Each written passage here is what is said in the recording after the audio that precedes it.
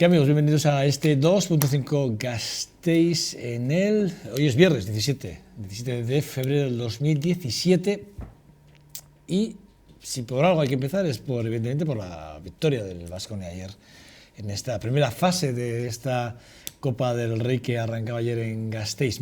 Ayer dábamos los datos, más de 8.000 personas se daban cita ayer en Vitoria. La verdad es que las imágenes que vimos ayer del pabellón, algunos no pudimos estar en el pabellón, pero vimos el partido por la tele y la verdad es que daba gusto ver el distinto colorido, ¿no?, del pabellón. Luego el partido evidentemente se encaró y se ganó, y es lo que se esperaba. Y luego un segundo partido polémico donde los haya, ¿eh? Esta mañana leí algún artículo que otro, bueno, criticando duramente al trío arbitral. Ayer, bueno, pues algún favorcito recibió el Madrid, alguna ayudita, pero bueno, lo que sí que es verdad es que mañana sábado, en ese primer corte, bueno, pues estarán el Baskonia y el Real Madrid. Gran partido donde los haya, siempre mucha rivalidad, sin lugar a dudas. Pero eso es la Copa del Rey. Por cierto, decíamos, más de 400 periodistas, 140 medios de comunicación acreditados. Bueno, la verdad es que la Copa es cierto que atrae, gusta y, bueno, pues no disgusta, que es cierto. Ahí estamos viendo esas imágenes ayer de la afición vasconista, por cierto, que bueno, que sufrimos, tampoco crean, Chus Vidurreta nos lo hace pasar mal, siempre lo digo, Chus Vidurreta, un gran entrenador, donde nos haya, sin lugar a dudas. Bueno, este 2.5 Gasteiz, viernes, ya saben, todos los viernes, un programa mucho más apretado, por eso de que es el fin de semana y más comprimido. Cristina González va a estar con nosotros, vamos a hablar con ella en 2 segundos. Además, por cierto, siempre hay que leerlo, es la diputada foral de Fomento, Empleo, Comercio, Turismo y Administración Foral. Cristina González, buenos días. Bueno, buenos días. Hay que leerlo, porque si no, sí, yo no soy capaz de... El nombre es largo. Pero muy largo. Bueno, yo creo que aquí hay mucho trabajo, Fomento del Empleo, Comercio, Turismo y Administración Foral. Ahí hay mucho curro, Sí, y además llevamos también todo lo que tiene que ver con la artesanía y con el mundo de los autónomos, pero ya el nombre nos parecía excesivo, creo. Bueno, es que de hecho ayer cuando hacía un poco de repaso a la ficha de la Diputación, planes y programas de formación de empleo, apoyo al autónomo, desarrollo y apoyo al comercio minorista, turismo, artesanía, etcétera. Bueno, así un largo TC, La verdad es que son muchas competencias, son muchas responsabilidades, dentro de la Diputación. ¿Ya te queda tiempo para tu vida personal? No, pero bueno, yo creo que eso nos pasa a todas las personas que una parte de nuestra vida nos dedicamos al servicio público. Sabemos que durante ese tiempo nuestra vida queda muy reducida, pero eso lo tienes que saber antes de entrar y sabes a lo que te enfrentas, o sea que no hay problema. Lo tienes asumido desde el minuto 1, sí. ¿no? Sabes que va con el carro, ¿no? Esto eso va con el es. carro. Cristina, hablaba de la Copa del Rey, evidentemente. La Copa del Rey, ¿qué supone la Copa del Rey para el turismo en Álava? Bueno, todos los estudios que tenemos de turismo, al final lo que mueve al turista, sobre todo en esta etapa, son las actividades que se puedan hacer allí donde acuden.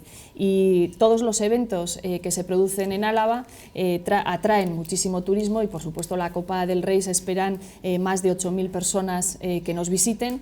Y por eso hay que aprovechar todos estos acontecimientos para dar a conocer Álava a las personas que nos visitan. Y, por ejemplo, aprovechando la Copa del Rey, hemos inaugurado una exposición en la Plaza de la Provincia de unos cubos, porque ahora entrar a algún sitio para pedir información. El diario lo titulaba Álava vende su potencial turístico en forma de cubo, decía el diario, lo titulabas el otro día. Sí, es una forma pues como muy moderna y muy ágil ahora de hacer exposiciones en la calle, están preparadas, la gente es más difícil que entre a sitios cerrados a tener información, sin embargo pasas por la calle, te llama la atención y te paras, ¿no? Entonces, bueno, hemos querido funcionar de esa manera, primero para las personas que estos días nos van a visitar, que nos conozcan, que vean los recursos de cada cuadrilla, que vean todo el mapa turístico de Álava, que vean también que se puede ir en transporte público y sobre todo las actividades que tenemos en Álava, ¿no? Pues desde el festival, pasando por el Festival de Jazz, el Azkena, Magia al Día, en fin, todos los eventos que tenemos en este territorio y bueno, pues la Copa del Rey es una de ellos y bueno, hemos aprovechado para meter toda la información turística también a todas las personas que han comprado las entradas, les hemos enviado. Sí, porque además habláis de todo el territorio, es decir, no solo hablamos de Vitoria, sino hablamos de todo el territorio. ¿Se sabe cuánto turista de los 8.000 que van a visitar este fin de semana Gasteiz, cuántos van a, digamos, a traspasar la Muga y van a ir a La Rioja Alavesa, Montaña Alavesa?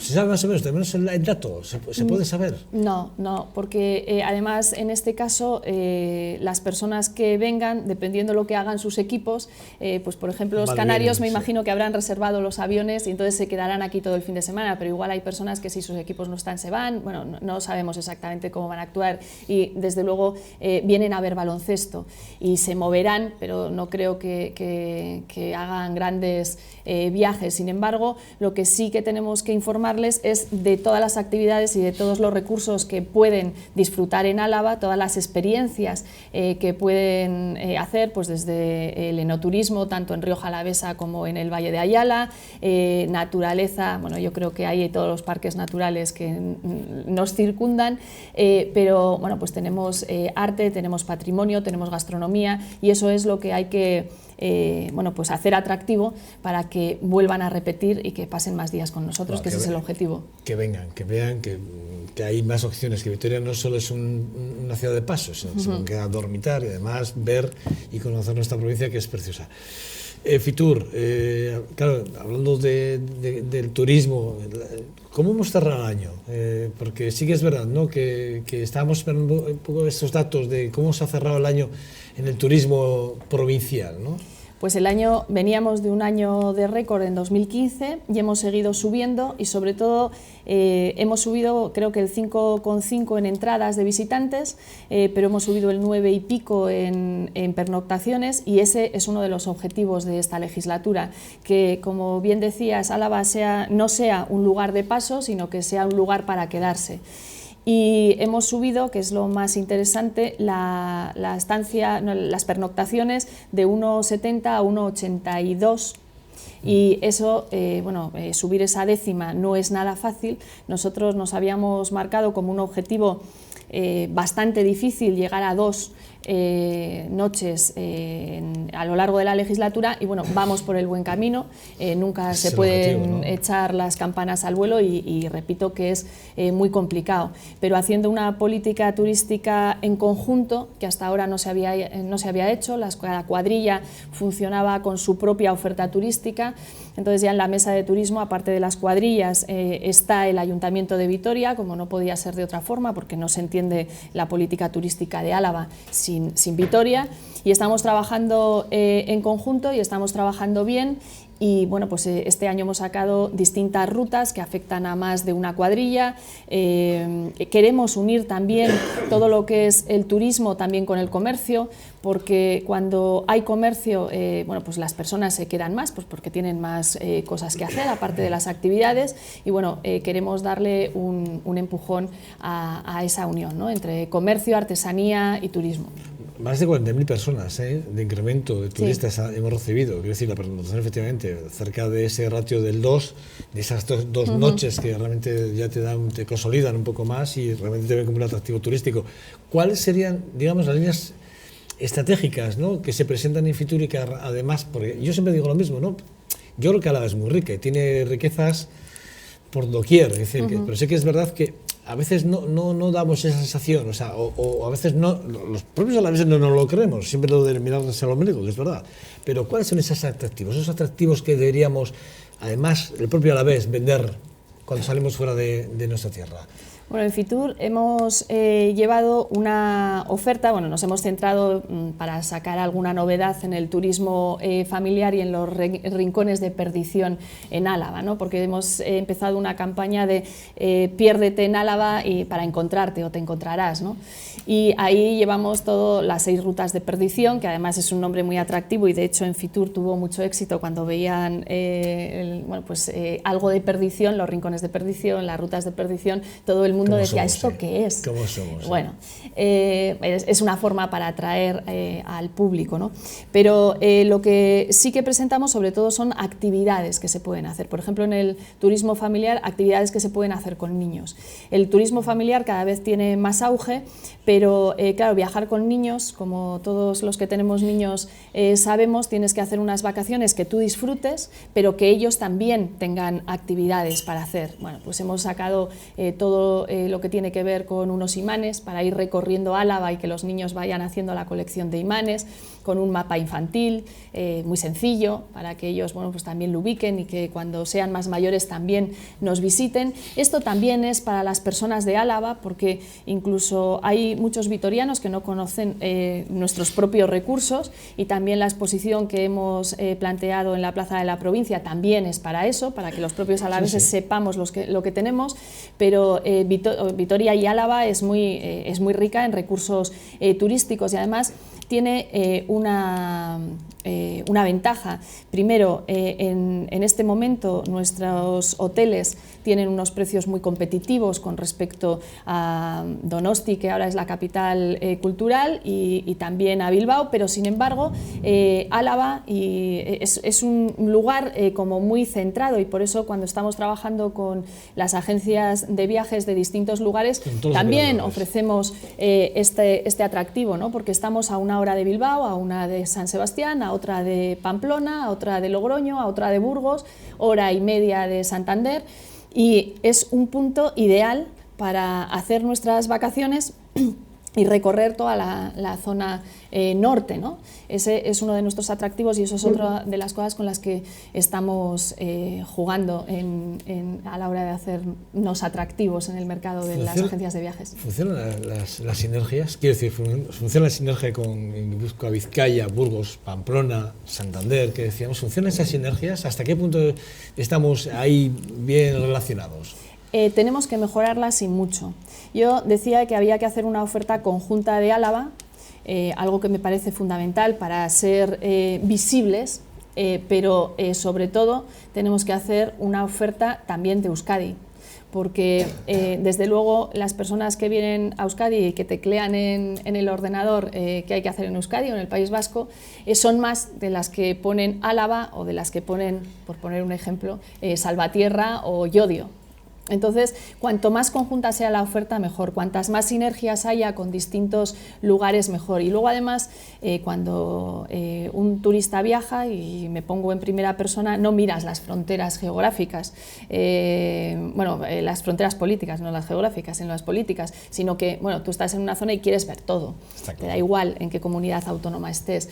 Entonces, bueno, pues esa es una de las temas pendientes, porque es cierto que si de Pamplona tienes información de Álava o de Burgos o de Donosti, bueno, pues es más fácil que te vengan a ver, ¿no? Es curioso, ¿eh? A mí me pasó hace un año, este año va a pasar, bueno, yo llevo 3 años creo con ellos, el aeropuerto de Loiu me manda un correo interesados por unas de ellas, para que les mande el cartel y toda la promoción para el aeropuerto. Claro. Es una cosa curiosa. No me había pasado nunca. Llevo ya 3 años con ellos mandándole la información, y me sorprendió. Dije, mira, algo funciona en ese sentido, de que efectivamente los tienen como un proyecto que puede ser atractivo turístico en un momento determinado. Me sorprendió, pero la verdad es que me hizo mucha ilusión también por todo lado. El paro, vamos a hablar del paro, que sí que es verdad que los datos del paro este mes de enero no han sido nada buenos, ¿no? El 2,95%, hemos crecido 652 parados más ahí en Álava.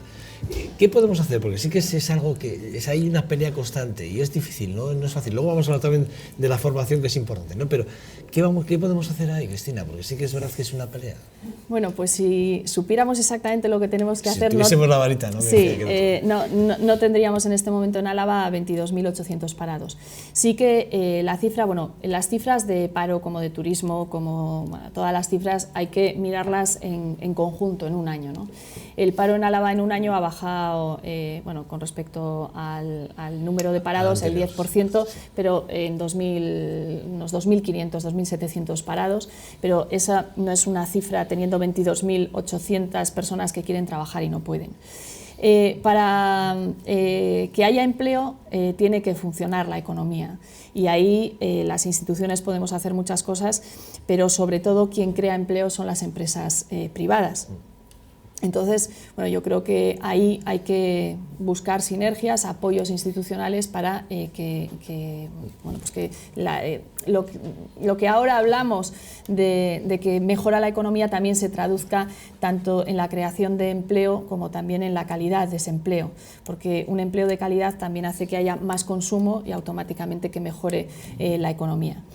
Yo en el área que llevo políticas activas de empleo, no tengo relación con el mundo de la empresa, es otro departamento de la Diputación. Sobre todo nos hemos centrado en la formación y hemos cambiado todo lo que tiene que ver con cómo se venía haciendo también la formación hasta ahora. La verdad es que quien realmente tiene los recursos y los medios suficientes para acometer políticas importantes en la formación, incluso también en la dinamización económica para que las empresas tengan más trabajo, es el Gobierno vasco, pero las diputaciones no podemos permanecer impasibles y desde luego un problema que afecta a los ciudadanos también tenemos que intervenir. Entonces, con nuestros escasos recursos en esta materia, lo que hemos hecho es trabajar sobre todo con los técnicos de empleo de las diferentes zonas del territorio para saber qué es lo que demandan las empresas y vincular la formación a esa demanda de las empresas. Y así, por ejemplo, pues en la llanada que nos pedían pues personas que supieran soldar en el aluminio, en el acero inoxidable también, y que no había, que se tenían que contratar fuera, bueno, pues hemos intervenido con empresas para que nos dejasen los locales y también pues, para la formación en esa materia, ¿no? Entonces, bueno, pues intentar que las personas que puedan acceder a esa formación realmente tengan una salida, porque eso es una formación que demandan las empresas y que no hay. Eso por una parte. Y luego lo que sí que nos hemos centrado, porque en Vitoria hay más centros de formación y también el Ayuntamiento cuenta con un presupuesto en materia de formación, bueno, nos hemos centrado más en el territorio. Por primera vez el 50% de los recursos de la Diputación han ido 50% al territorio, 50% a Vitoria. Es cierto que ha faltado un poquito de solicitudes en el territorio y por supuesto se ha ido a Vitoria, pero hemos estado muy justos, no sé si ha sido un 47% para el territorio. Entonces, bueno, pues acometiendo políticas para que las personas estén formadas en las materias que se demandan, pero con eso la verdad es que no se genera empleo. No, pero es curioso, porque sí que es verdad que la Diputación ha incrementado el 73% del presupuesto a la formación de su plantilla también, que es súper importante, porque además hablas de la mejora del servicio público como una prioridad que también es importante. Pero, ¿qué te dijo Beatriz Artolazabal en esa reunión que tuvisteis hace muy poquito con respecto a hablar del empleo? Digo, porque el Gobierno vasco en esto tiene mucho que decir, efectivamente, porque la relación, digamos, esa transversalidad de empresas las tienen ellos, ¿no? Y es donde realmente con las que hay que trabajar. ¿De esa reunión qué salió? A ver, lo que nos han demandado, en la legislatura pasada hubo en Juntas una ponencia que además la lideramos nosotros porque estábamos muy empeñados en hacer una ponencia de reactivación económica y creación de empleo, y después de hablar con todas las partes implicadas, tanto sindicatos como empresas, como empresas de formación, todo el sector, lo que nos pedían era unas políticas coordinadas de todas las instituciones. Lo que no puede ser es que la Diputación haga unas políticas sin que lo sepa el Gobierno vasco, sin que lo sepan los ayuntamientos, y eso lo hemos llevado desde el principio en la Diputación Foral de Álava. Por ejemplo, este año que acaba, a través de una partida que metió el Grupo Socialista en los presupuestos del Gobierno vasco y llegaron 500.000 euros para políticas de empleo en Álava, la verdad es que la coordinación con Lanbide y con el departamento que ahora lidera Beatriz Artolazabal fue muy fluida y trabajamos muy en conjunto, y no solo con el departamento del Gobierno vasco, sino que este dinero iba a los ayuntamientos que tenían una tasa de paro superior a la media, que eran Llodio, Amurrio, Salvatierra, Ollón y la Puebla de la Barca, exceptuando Vitoria, que bueno, Vitoria tiene también otras relaciones directas con Lanbide. En ese momento lo que nos pusimos a trabajar fueron desde esos ayuntamientos, Gobierno Vasco y Diputación, para ver qué es lo que se necesitaba. Se han contratado durante 6 meses a unas 50 personas y se ha dado formación a otras tantas. También pusimos en marcha las lanzaderas de empleo, que están dando muy buen resultado, porque en este momento de las... Vitoria, Laudio y La Guardia. Sí, ¿no? sí, los 3. De las 57 personas que han participado, 22 ya están trabajando y todavía no han acabado. La verdad es que fue un proyecto que yo lo descubrí a través de Peridis. Me estuvo hablando del proyecto, yo no lo visualizaba, me metí en internet, lo vi y bueno, lo que me llamaba la atención era el índice de empleabilidad y la calidad del empleo al que accedían, y dije, bueno, ¿y por qué no en Álava? Y con ese dinero las pusimos en marcha, y la verdad es que primero los participantes están muy motivados, que yo creo que es muy importante porque eran personas en muchos casos que eran parados de larga duración, además con una experiencia en el mundo laboral importante y que, bueno, pues por los motivos de la crisis se habían quedado sin empleo. Verles motivados es ya toda una alegría, pero luego ya cuando encuentran empleo es otra, y creo que vamos por el buen camino, pero bueno, con eso no vamos a solventar el desempleo. 22 empleos que salen de esas lanzaderas de Vitoria, Laudio y La Guardia, Mercedes, Michelin, El Corte Inglés, Marqués de Riscal, IMQ, es decir, que Eroski... Sí. La verdad es que hicimos un encuentro porque las lanzaderas es un programa muy desconocido también para las empresas alavesas. Las empresas estaban muy contentas porque se llevaron un muy buen sabor de boca del encuentro, desde luego los participantes también. Las lanzaderas de empleo es un programa muy curioso que hasta que no te metes en él es muy difícil de definir. No es una formación al uso, las personas que participan en las lanzaderas tienen un coordinador que es quien elige al equipo. Es un equipo de 20 personas muy heterogéneo en edad, en formación, en áreas de conocimiento, y a partir de ahí generan ellos una empresa para buscar empleo para todos. Entonces, bueno, pues tienen que trabajar para poder trabajar, ¿no? Y a partir de ahí son 4 meses y luego empieza la intermediación con las empresas. Cuando las empresas no conocen el proyecto, pues yo también me pongo en la situación de una empresa que te llega para que recibas a alguien de una lanzadera de empleo y te puede sonar un poco, bueno, pues con todas las cosas que tengo, pues no puedes no hacerle caso, ¿no? Entonces desde la Diputación hicimos un encuentro para que las empresas conocieran el proyecto. La verdad es que yo les agradezco a toda y a cada una de las empresas. Tú has hablado de las más grandes, pero también había asociaciones de comerciantes, había empresas más pequeñas, y yo les agradezco muchísimo que dedicasen esa mañana a conocer a estas personas y sobre todo a conocer el proyecto. Y bueno, la verdad es que esperemos que tengan frutos, porque las personas que están ahí, lo que sí, que quien las contrate saben que están muy motivadas y que además saben trabajar en equipo, porque es la condición básica para estar en una lanzadera. ¿Con el Ágora nada que ver? No. ¿O el sistema no es muy parecido? Digo, por preguntar, No, a ver, Ágora es un proyecto mucho más ambicioso de cómo llevar a Álava en los próximos años, ¿no? Forman parte pues muchísimos colectivos de distintos ámbitos de todo el territorio.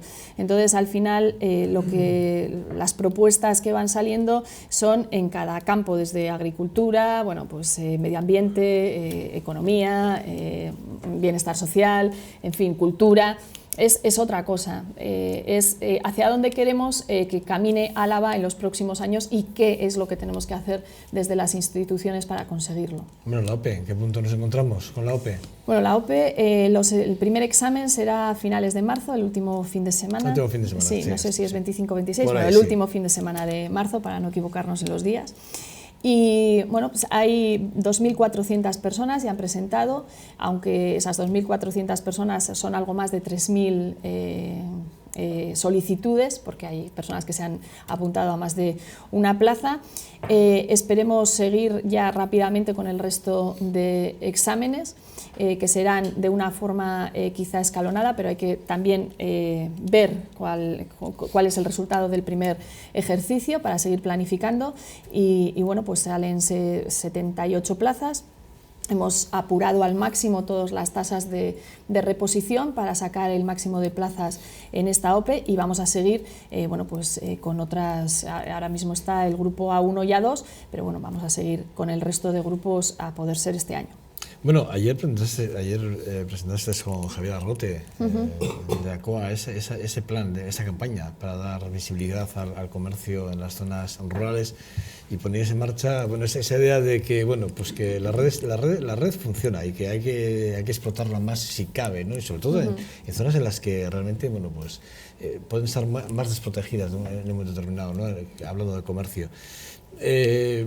Siempre cuando hablamos del término rural es como hablar de gente que parece que no existe, que están en el otro lado, ¿no? O sea, y realmente es que el territorio es súper importante para el tejido industrial. No nos damos cuenta, ¿eh? Pero ¿qué vamos a hacer para revitalizar de alguna forma, aparte de esta iniciativa, algo más? Porque yo leo la noticia y yo digo, algo más hace falta, algo más. ¿Dónde más? ¿O qué más? A ver, yo creo que hay saltos en la historia. Uno fue la revolución industrial y yo creo que ahora es la revolución de las nuevas tecnologías. Claro. Y yo creo que no nos estamos preparando para ese salto. No nos estamos preparando lo suficiente, me refiero, porque todo va a cambiar y va a cambiar considerablemente con la red, todas las relaciones cambian y sobre todo se nota en el comercio.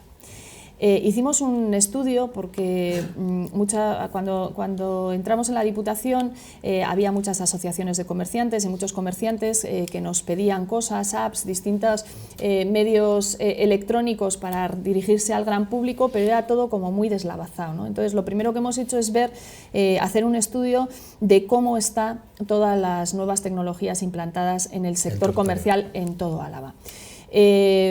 Más o menos lo sabíamos, pero este estudio lo ha demostrado. Primero, hay una brecha digital importante entre lo que es Vitoria y Llodio con respecto al resto del territorio. Hay un dato que es preocupante porque lo tenemos que cambiar y es que el 10% de los comercios de Álava no les importa nada la red. Entonces sabemos que si no se adaptan a estas nuevas tecnologías su negocio puede estar en peligro en un medio plazo, ¿no? Entonces eso hay que cambiarlo. Y luego también tenemos por otra parte otro problema y es que hay zonas blancas en Álava que también se están intentando acometer para que llegue la red a través del Departamento de Desarrollo Económico y también entidades locales, que es el mismo. Estamos trabajando para que llegue por lo menos toda la red a todos los puntos de Álava. Por otro lado, hemos empezado un proyecto en el que somos coordinadores, que tenemos financiación europea, junto con países como Polonia, Bélgica, Grecia, Portugal y nosotros. Y la Diputación Foral de Álava es el coordinador. Y de lo que se trata es de introducir a los negocios rurales en las plataformas digitales. Acabamos de empezar ese proyecto, tuvimos una reunión de todos los países antes de Navidad aquí en la Diputación Foral de Álava y entonces este es un proyecto a 3 años, sobrepasa la legislatura, pero bueno, eso no es importante porque ya está puesto en marcha y lo que venimos a decir es la zona rural en algunos casos no tiene desempleo, por ejemplo en la montaña alavesa, pero a mí me preocupa mucho que aunque no tenga desempleo, lo que hay es un envejecimiento importante de la población, hay un índice de ruralidad alto. Y entonces lo que tenemos que hacer es que haya gente joven que pueda hacer su proyecto de vida en zonas rurales de Álava. Y ahí también tienen una ventaja competitiva. A la hora de poner un negocio siempre será mucho más difícil, o sea, más caro ponerlo en Vitoria que ponerlo en un pueblo más pequeño. Con eso dinamizamos el asentamiento de la población en núcleos rurales y es que en este momento con las nuevas tecnologías prácticamente al público que te puedes dirigir es prácticamente o es similar, no es prácticamente igual porque también en la ciudad la población hay está más envejecida también, eso es, pero con la red automáticamente tu negocio puedes vender a un número de personas importante. Entonces, bueno, pues estamos trabajando en esos ámbitos y dentro de Conacoa, yo la verdad es que siempre me ha preocupado mucho el comercio en los núcleos rurales más pequeños, primero porque el comercio dinamiza. Antes hablábamos de que el comercio y el turismo van de la mano, ¿no? Tú llegas a una ciudad donde está todo cerrado y bueno, pues te vas, ¿no? No tienes servicios, eso es, te vas. Pero además en la zona rural, sobre todo en los pueblos muy pequeños, al final la tienda, ese bar que vende de todo, hasta cosas de parafarmacia, el que siempre ha existido. Es hasta una droguería. Claro, efectivamente es el centro de reunión del pueblo, es el que dinamiza, pero es que además cumple con ofrecer a los ciudadanos servicios básicos. Porque realmente bueno, no te tienes que desplazar para poder acceder pues, al detergente, al azúcar, a la harina o lo que sea, ¿no? Entonces, bueno, yo creo que eso hay que potenciarlo. Poner un negocio en un pueblo pequeño, pues puedes que no sea rentable la inversión con lo que vas a ganar, ¿no? Pero sin embargo, si hay una ayuda institucional para poner ese negocio, realmente bueno, pues puedes avanzar. Yo tengo la experiencia de un pueblo, bueno, mi pueblo, en el que fui concejal de Leza, que se puso una tienda, la verdad es que la hizo el ayuntamiento y la tienda funciona, y además de que das trabajo a una familia, también el pueblo está atendido. Bueno, eso es importante. Les voy a dar la palabra a ellos. Porque yo les veo con ganas de preguntarte, además que a mí que le veo todo el rato haciendo así, sí o no, está afirmando o negando. Pero antes de dar, claro, hay dos preguntas que una te voy a hacer al final, pero hay una que sí que quiero hacerte. El próximo 17 y 18 de junio es el Congreso de los Socialistas. Claro, como secretario general de los socialistas alaveses no puedo evitar preguntarte por ello. La pregunta igual es, no sé, igual es excesivamente comprometida, pero bueno, mójate hasta donde quieras, pero ¿ves con posibilidades a Sánchez de que realmente pueda salir como secretario general de los socialistas a nivel nacional? ¿Le ves con posibilidades? La verdad es que donde va mueve masas, ¿eh? Sí, a ver, Pedro Sánchez ha sido secretario general del Partido Socialista hasta el 1 de octubre. En este momento es un precandidato, todavía no es candidato. Sí, veo posibilidades, como también veo posibilidades en Patxi López. Como secretaria general voy a mantener voy a ser imparcial, porque bueno, creo que unas primarias es eso, que la militancia opine, que la militancia vote. Desde luego el partido de Álava se ha ofrecido en este momento tanto a Patxi como a Pedro para que está el partido a su disposición. Cualquier acto que quieran hacer, desde luego estaremos encantados de recibirles y bueno, el proceso de primarias es eso y desde luego todos tienen posibilidades. Y todavía queda mucho, no me atrevo a pronosticar. ¿Os cogió el contrapié un poco la presentación de Patxi López a la secretaria general? ¿Os lo esperabais? ¿Os dijo algo a la ejecutiva a nivel de Euskadi o no? No dijo nada la ejecutiva a nivel de Euskadi. No, yo creo que, hombre, estas decisiones tampoco se toman de la noche a la mañana y bueno, era una posibilidad y al final dio el paso. No me pilló de sorpresa. Ramón Garín, te veo ahí muy concentrado. Es muy interesante, ¿no? Son temas que a mí me tocan muy en directo, ¿no? Yo voy a ir allá por donde sé un poco más, que no sé nada de nada, ¿no? Dices que entre tus responsabilidades están los autónomos, es decir, el autoempleo, ¿no? Yo de verdad he sido autónomo media vida y yo he tenido siempre la sensación de ser uno de los parias de la sociedad. Es decir, que lo único que tienes derecho es a pagar en plazo, porque como te retrases 24 horas de cualquier cosa, te sacuden sin defensa ninguna, que es decir, totalmente abandonados a su suerte, ¿no? Yo llevo toda la vida oyendo a los políticos hablar de los autónomos sin hacer nada, absolutamente nada, ¿no? ¿Qué tienes pensado su departamento para este gran colectivo, además, que yo creo que debía ser más grande todavía, ¿no? Es cierto que los autónomos son, bueno, pues además hay un número importante de autónomos, por cierto que en esta crisis ha bajado considerablemente y esto también es un problema. Bueno, entonces, la Diputación Foral de Álava, yo llevo autónomos, no llevo emprendimiento lo lleva otro departamento, pero lo que sí que estamos haciendo es algo que muchos autónomos, o por lo menos una parte, me lo han ido trasladando. Durante estos años de crisis, muchos autónomos han perdido el negocio y, sobre todo, en muchos casos, por facturas que no han cobrado, no porque tuvieran problemas a la hora de trabajar, sino a la hora de cobrar. Esos autónomos han tenido o siguen teniendo deudas con Diputación, con Seguridad Social, bueno, y luego con proveedores, pero ahí sí que es más difícil que desde la Diputación podamos entrar.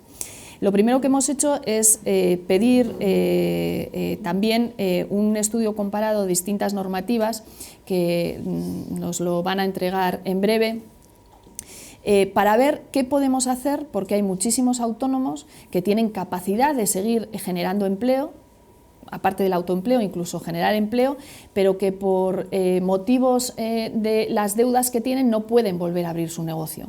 Y eso se está perdiendo un capital humano y económico muy importante. Entonces, lo que queremos hacer es de mediadores en este momento para que esas personas vuelvan a poder poner su negocio, ¿no?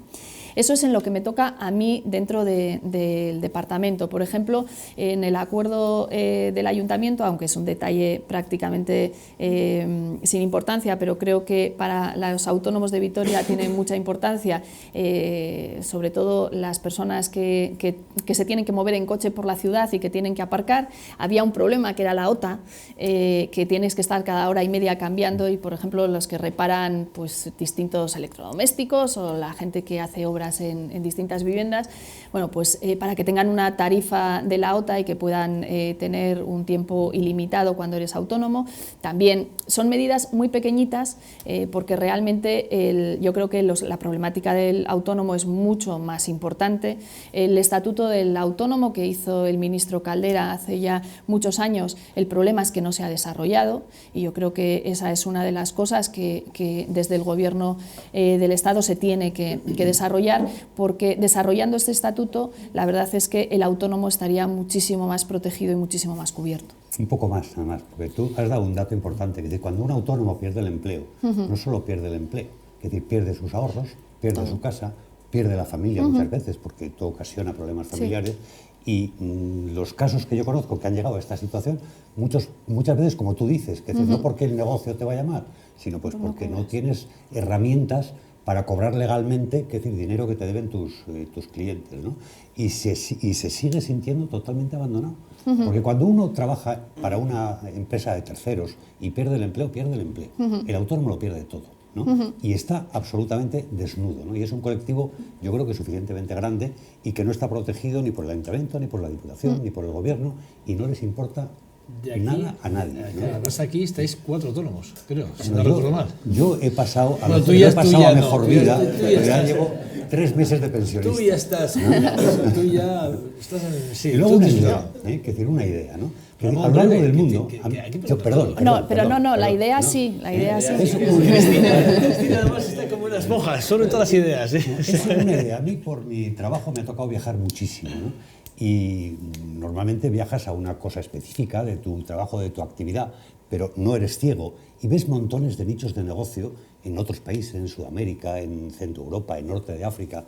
O sea, ¿cuánto le costaría a la Diputación poner a 4 o 5 técnicos dando la vuelta al mundo, es decir, encontrando nichos de negocio para ofrecer, es decir, a los autónomos o a las empresas alavesas, es decir, que sea la Diputación la que, por medio de expertos, es decir, busque nichos de negocio que aquí se podrían implantar, tanto a nivel local como ubicarse en Vitoria, que es decir, pues para el traslado al resto del país, ¿no? Yo te dejo la idea porque creo que a la economía de la Diputación no les pondría gran dinero, y un hombre viajando es muy caro, obviamente, ¿no? Pero yo creo que en esta fábrica de contribuyentes, que es tu responsabilidad, es decir, creo que sería una buena inversión. Tomo la idea, yo creo que igual es más del Gobierno vasco, pero como también son otras cosas del Gobierno vasco y la Diputación también estamos implicados, ¿no? Lo que hemos hablado de empleo es una política del Gobierno vasco, pero nosotros no nos estamos quietos. Efectivamente, en el tema de los autónomos y de buscar nuevos nichos de empleo, también tenemos responsabilidad. Y a mí me preocupa más que hay muchos nichos de empleo que ya sabemos que existen. Yo, por ejemplo, creo que viendo cuál es la evolución de la población, de la edad de la población, va a haber un nicho de empleo importante en todo el cuidado a personas dependientes, pues porque nos vamos haciendo mayores y cada vez necesitamos más cuidados. Y bueno, yo creo que ahí hay que potenciarlo, todo lo que tiene que ver con el medio ambiente, con todo un cambio del modelo energético y, como decía antes, todo lo que son las nuevas tecnologías, que yo creo que no somos conscientes de la evolución y la transformación que estamos viviendo y cómo vamos a ser dentro de 15 años, no va a tener nada que ver a lo que somos ahora. Yo creo que ahí nos tenemos que preparar y creo que vamos un poco tarde, sobre todo porque hay muchos trabajos que por la robótica van a desaparecer, pero sin embargo se tienen que generar otros y ahí creo que estamos un poco retrasados, no del todo, no parados, pero sí un poco retrasados. Y yo creo que sí, te tomo la idea y con más calma a ver si hablamos más y vemos qué posibilidades hay, aparte de viajar, para una vez que, porque hay nichos de empleo que ya sabemos que existen y que hay que ponerlos ya en marcha. Muchas gracias, señora diputada. ¿Quién quiere? Yo iría un poquito, bueno, hola Cristina, yo iría un poquito, me parece fantástico, yo me dedico al marketing, a comunicación y yo me voy a centrar en la comunicación, es decir, yo creo que tenéis tanto por parte de la Diputación como por parte del Gobierno vasco, como por parte de los ayuntamientos, cada ayuntamiento, Europa, fantástico. ¿Cómo lo comunicáis? Es decir, nosotros nos encontramos todos los días con clientes o con personas o con empresas que desconocen el 99% de las acciones a las que pueden acceder o pueden tener para poder desarrollar o potenciar su negocio. No las conocen. Creo, es mi opinión, que vais por libre, es decir, no existe ningún tipo de coordinación entre vosotros, es decir, el Gobierno vasco o por parte de Europa se os cede unos fondos, con esos fondos trabajáis para crear un programa, el programa lo desarrolláis, lo presentáis a la plataforma. ¿Cómo llega la persona que está en un comercio, en una empresa, etcétera, para poder saber a qué puede acceder? Creo, y eso es mi opinión, y no sé si estáis pensando en ello, pero yo creo que la descoordinación, tenéis muy buena voluntad, todos, yo creo que trabajáis para crear empleo, para tanto en empleo como en turismo, te digo, como en todo, es decir, tenéis muy buena voluntad y muchas ganas de trabajar, pero yo lo que veo en la calle es que tenéis una total falta de comunicación. Eso es un poco lo que yo quería preguntarte. ¿Estáis abordando eso? Para mí es tan importante como generarlo, porque si lo generas y no lo comunicas...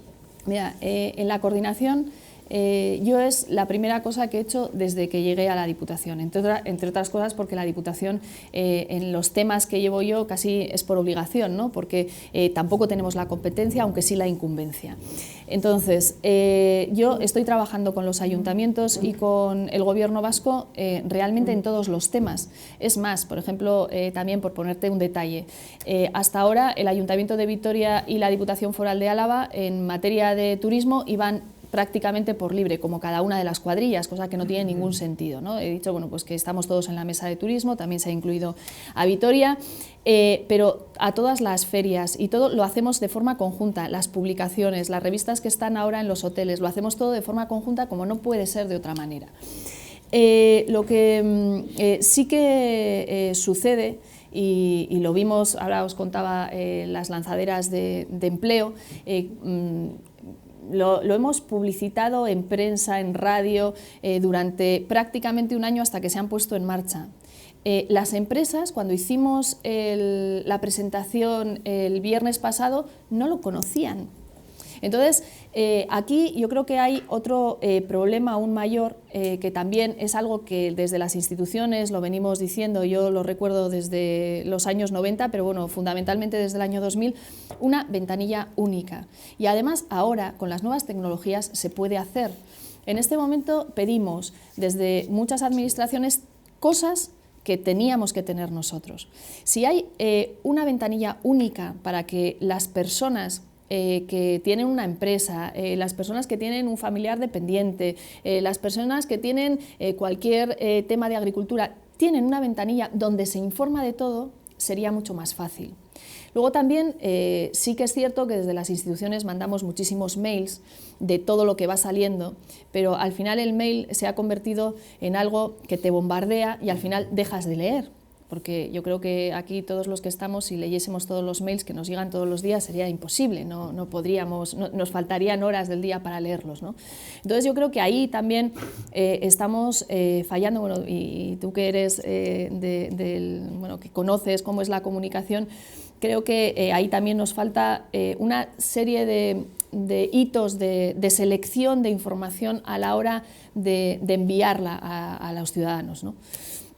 Y sí, nos queda mucho por hacer, ¿no? Es cierto que tenemos mucha voluntad, que yo creo que la coordinación se está consiguiendo poco a poco. Una de las consecuencias de la crisis es que todos tenemos que navegar con el mismo rumbo porque los recursos son escasos. Pero aparte de eso creo que sí que se pueden hacer muchas más cosas y yo creo que la ventanilla única sería fundamental. Cuando lo has dicho, lo primero que ha venido es el tema de la ventanilla única, que es, por cierto, que no es fácil, nada fácil poner en marcha, ¿eh? No. Porque es bastante más compleja de lo que parece. Manu. Yo creo que ventanilla única, aparte de ventanilla única, yo creo que hace falta más acompañamiento muchas veces, ¿no? Que no es solo que la administración genere, sino que realmente muchas veces al particular, independientemente de que haya ayudas, pues cuesta arrancar. A mí hay una cosa que me gustaría comentar con Cristina, que es, lógicamente, en Álava, pues todos sabemos el peso que tiene la capital, ¿no? Pues Vitoria-Gasteiz tiene la concentración fundamental de la población, pero de los programas que has estado hablando, pues curiosamente has estado hablando también del mundo rural, pero a mí hay un dato que me parece que comparativamente es mucho más exagerado en el mundo rural, que es precisamente el envejecimiento de la población, ¿no? Yo sé que estáis haciendo esfuerzos en los dos ámbitos, pero sí que me parece que realmente donde podemos tener un problema por asentamiento de la población, como decías, cada vez es más fácil comunicarse vía carretera con Vitoria y cada vez la gente joven huye más de los pueblos del mundo rural.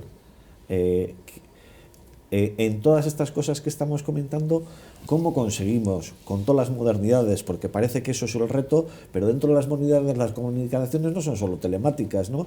Al final generamos servicios que realmente no estamos animando también a que la gente huya hacia las ciudades porque parece que estamos más avanzados y de alguna forma Diputación parece que mucha gente lo vincula con que interviene en el territorio, pero también tenéis una obligación lógicamente con la capital porque está la concentración de la población, ¿no? Ese equilibrio, ¿cómo lo conseguimos? Pues no es nada fácil de conseguir. Por eso, trabajando en coordinación con el ayuntamiento, hablo de mis materias, pero también lo podríamos trasladar, por ejemplo, ahora con la nueva cartera de servicios sociales, la puesta en marcha de esa nueva cartera de servicios que ha cambiado exactamente todo, o sea, quién presta cada servicio. Claro, en el caso de Álava, se nota entre Vitoria y la Diputación, no entre el mundo rural y la Diputación, porque los servicios sociales se tienen que seguir prestando desde la Diputación, porque si no, las personas que viven en los pueblos iban a ver muy mermadas sus derechos en materia de asistencia social. Pero estamos haciendo realmente equilibrios, pues como te decía, por ejemplo, con la formación. Los centros de formación sobre todo están en Vitoria y sobre todo, bueno, y en Llodio en menor medida, bueno, y hay algún centro de formación en el territorio, pero son los mínimos. Claro, una persona que vive en Vitoria, una persona que vive en Llodio, tiene más acceso a la formación, entre otras cosas porque no se tiene que desplazar, que otra que vive en Yécora, lógicamente. Entonces, lo que hemos intentado en esa convocatoria de formación, dotando el 50% de formación para el resto del territorio, es paliar en cierta medida esa escasez de centros de formación en el territorio. Y además es que no puede ser de otra manera porque no va a haber un centro de formación ni privado ni público que se ponga en cada pueblo de Álava o en cada comarca porque sería inviable, ¿no? Entonces, bueno, pues es esos equilibrios los que vamos haciendo, pero todo en coordinación con el Ayuntamiento y viendo los recursos que tiene el Ayuntamiento de Vitoria y el resto, de tal manera que la Diputación actúa prácticamente como un agente de cohesión territorial, ¿no? De equilibrio territorial, pero no es nada fácil y además las políticas para que las personas jóvenes estén en la zona rural, bueno, pues cada vez son más complicadas porque efectivamente, bueno, pues los jóvenes en muchas ocasiones, exceptuando yo creo que igual Rioja Alavesa, por la importancia que tiene el vino y las bodegas, siempre tienden a trabajar en las ciudades, en irse a vivir a las ciudades, pues porque tienen de todo, bajan y están los bares y está el cine y está absolutamente todo, y bueno, pues yo creo que eso es algo que venimos sufriendo todo el siglo XX, la despoblación desde los años 60 o incluso antes, y es muy difícil de poner límite. Ayer, en el tema del comercio rural, ACOA ha elaborado un vídeo que viene bueno, pues desde principios del siglo XX, qué negocios había en los pueblos, que sobre todo eran estas tiendas supermercado, que allí encontrabas todo, desde los zapatos, la ropa y la harina, a cómo está ahora, ¿no? Y hay un proceso de despoblación importante y ahora, bueno, pues acababa el vídeo con una cierta esperanza, decía, bueno, hay nuevos establecimientos en el territorio con distintas ayudas, pero están funcionando, entonces, pero es muy complicado porque ahí sí que entra una filosofía y una libertad individual que no la puedes coartar, ¿no? Aunque también yo creo que con la crisis también ha ido personas al mundo rural, personas jóvenes que tenían pues, sus padres tierras y han empezado a cultivar, ¿no? Pero son los mínimos. Miquel. Buenas. Hola. Bueno, tendría muchas cosas. Yo también soy del sector de la comunicación y concretamente comunicación online. Has dicho que hay un 10% de empresas que no ven necesidad de estar en el mundo online, ¿no? Comercio sobre todo rural, para sí, no... comercio rural. Yo creo que ya no solo en el ámbito rural hay un problema que tienen las pequeñas empresas, que es que no tienen tiempo o no tienen recursos para invertir en comunicación online, por ejemplo. O lo hacen ellos y lo hacen mal porque no tienen los conocimientos técnicos en cuanto a comunicación, o si contratan a alguien, y en este caso pues, me contratan a mí, pueden destinarle muy poco dinero a pagar esos servicios, ¿no? Yo, por ejemplo, tengo que tirar mucho los precios para poder trabajar y para poder buscar clientes. Has dicho que existe una brecha digital en el mundo rural. Yo no sé si te has pasado o has visitado las páginas web de los ayuntamientos, también, incluso de pueblos de más de 1000 habitantes, y yo sí lo he hecho y es un drama. O sea, no están ni adaptadas a los criterios de transparencia y de rendición de cuentas, no son 2.0, son páginas web de hace 10, 15 años, o sea, tenemos un problema en cuanto a eso, la comunicación. Y luego, aparte de la comunicación institucional, que yo creo que, por ejemplo, es increíble la cantidad de dinero que se gasta el Ayuntamiento de Vitoria en anuncios, en prensa escrita, cuando ese dinero está demostrado que tiene mejor rentabilidad en medios online, en Facebook, en Instagram. A donde te quiero ir yo, que me estoy alargando mucho, porque eso tendría muchas cosas que hablar contigo. ¿No se puede implementar una especie de ayuda al pequeño comercio? Aparte de que para romper la brecha digital las instituciones se tienen que poner un poco al día, ¿no se puede implementar ayudas para que estas pequeñas empresas tengan la posibilidad de contratar community managers, gente que le lleve la comunicación, que también somos pequeños autónomos? O sea, ¿hay algún impedimento? Porque yo creo que es una buena línea para ayudar a estas empresas, ¿no? Y romper la brecha digital.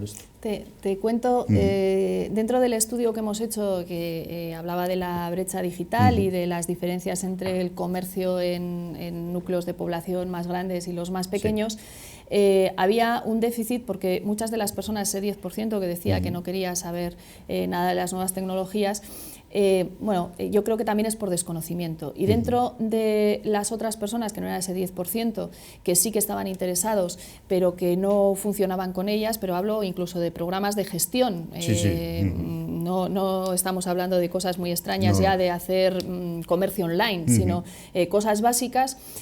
Uno de los problemas que veían, y además hablando también con la Federación de Comercios y con Gasteiz-On, bueno, y con distintas asociaciones de comerciantes, claro, el problema de un autónomo que tiene un negocio es que no tiene tiempo. O sea, en muchos casos es autoempleo o es un empleo de la familia. Entonces, por mucho que las instituciones o las asociaciones hagan cursos de formación, ellos no pueden ir, porque es en una hora, bueno, a no ser que sea a partir de las 9 de la noche, cosa que ya pues todo el mundo tiene sus obligaciones familiares o no, o otras. Bien, pero es muy complicado. Entonces, lo que estamos intentando hacer en este momento, y espero que a lo largo del año lo tengamos, es un plan de formación en esos establecimientos. Entonces, bueno, es facilitar. Sobre todo esto pasa más en Vitoria también, pero en el mundo rural, porque también los centros están más lejos, dedicar personas a que vayan a enseñarles las líneas básicas de cómo moverse desde un programa de gestión del negocio hasta pues cualquier cosa de comunicación en redes, cada uno a su nivel, ¿no? Porque hay realmente niveles muy diversos en este mundo. Y entonces vamos a empezar ese programa para facilitar al comercio que esté al día en todo lo que tiene que ver gestión y en todo lo que tiene que ver negocio. Y acabo, o sea, no te pregunto más. Si el pequeño comerciante no tiene tiempo, yo sé lo que es tener una estrategia en redes sociales y tienes que dedicarle tiempo. Y muchas veces mis clientes me contratan a mí porque ellos no tienen tiempo para atender a las redes sociales. Claro, por mucha formación que les des, no tienen tiempo para atender esos medios. Entonces, la otra solución es financiar para que puedan contratar. Bueno, ¿no? pues tomo nota. Vale. Y porque lo mismo pasa, has hablado de los ayuntamientos y efectivamente yo creo que todavía nos queda, bueno, en los ayuntamientos, incluso en instituciones, digo pequeños, en instituciones más grandes, todo lo que tiene que ver con la transparencia, con que una vez que haces el expediente lo tienes que colgar en la red, todavía es una dinámica de trabajo que cuesta. Entonces, bueno, en ello estamos y yo entiendo que los pequeños ponen la página web, pero luego no la mantienen, que yo creo que incluso es peor que no tenerla. Pero bueno, sí que hay que hacer un esfuerzo importante porque ese es el futuro. Y quien no esté adaptado a ese futuro, desde luego lo va a pasar mal.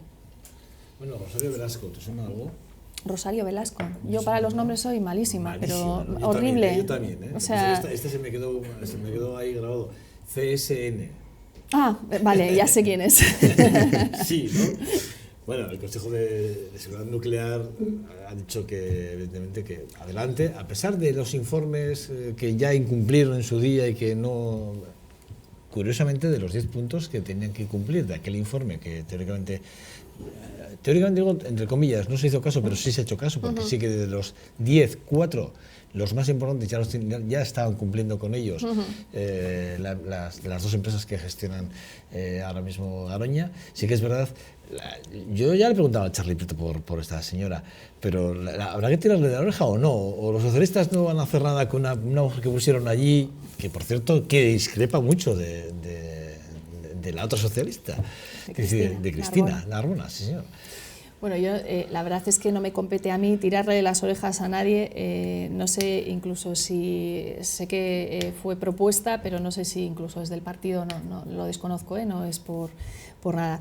Pero a mí, más que tirarle de las orejas, creo que hay un problema. No sé si Garoña se abrirá o no se abrirá, si será rentable, desde luego las empresas tanto... Javier Lasarte ha dicho hoy que no. Ha dicho que no. Javier Lasarte ha dicho que no. Te lo digo porque sale hoy en prensa.